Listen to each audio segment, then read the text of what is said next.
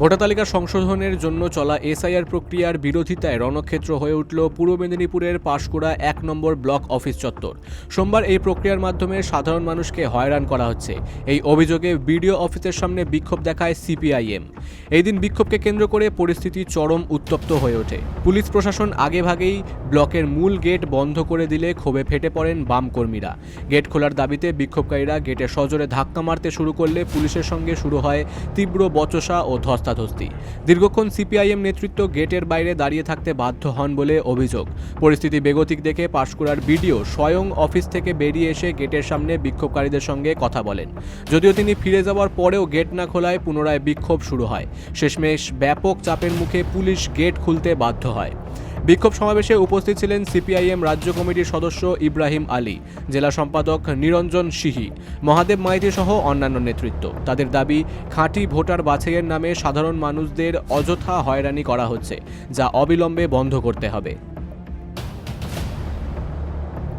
না, বচসা ঠিক না। ওনারা এসেছিলেন, আমরা চেষ্টা করেছিলাম যাতে আমাদের ক্যাম্পাসের ভিতরে যে হিয়ারিং হচ্ছে সেটা হ্যাম্পার না হয়। তো সেটা নিয়ে ওনাদের একটু দাবি দেওয়া ছিল, সেই ব্যাপারেই কথা হয়েছে, অন্য কোনো বচসা হয়। দেখা গেল আপনার কাছে ডেপুটেশন দিতে আসছিল, সেখানে দেখা গেল আপনাকে ঘুরে গিয়ে তাদের কাছে যেতে হলো মূল গেটের সামনে। না, এটা ওইভাবে ব্যাপারটা দেখার কিছু নেই। ওনাদের দাবি ছিল ওনারা ভিতরে আসবেন, আমি সেই ব্যাপারেই ওনাদেরকে বলতে গেছিলাম যে হিয়ারিং প্রসেসটা হ্যাম্পার হবে ভিতরে আসলে। এই এসআইআর প্রক্রিয়ার মাধ্যমে ভুয়ো ভোটার বাতিলের কাজ চললেও রাজ্যের বিরোধী দলগুলোর একাংশের মধ্যে তীব্র বিরোধিতা চালিয়ে যাচ্ছে।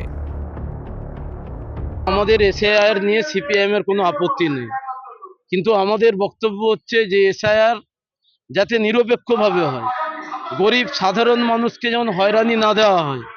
কিন্তু আমরা এসআইআর প্রক্রিয়ায় যা আমরা প্রত্যক্ষ করছি যে গরিব মানুষ, সংখ্যালঘু মুসলমান, আদিবাসী, এসসি এসটি অংশের মানুষ হয়রানির শিকার হচ্ছে। প্রত্যেকটা বাড়িতে এক একটা বুথে যদি 1000 ভোটার থেকে 500-600 জনকে নোটিশ পাঠানো হচ্ছে।